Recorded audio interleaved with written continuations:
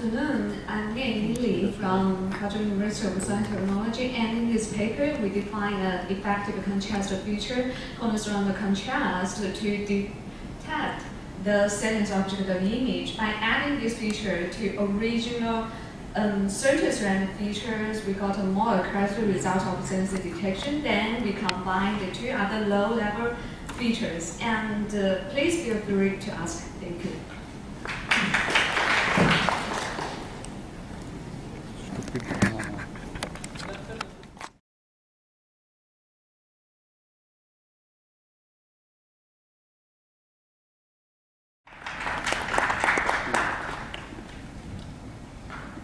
Good afternoon. I'm Kusuma from Institute for Infocom Research, Singapore. We are proposing a novel geometric verification approach based on LIS for object recognition. It's a better alternative to the commonly used ransack homography for filtering out geometrically inconsistent feature matches. Do visit our poster for the details. Thank you.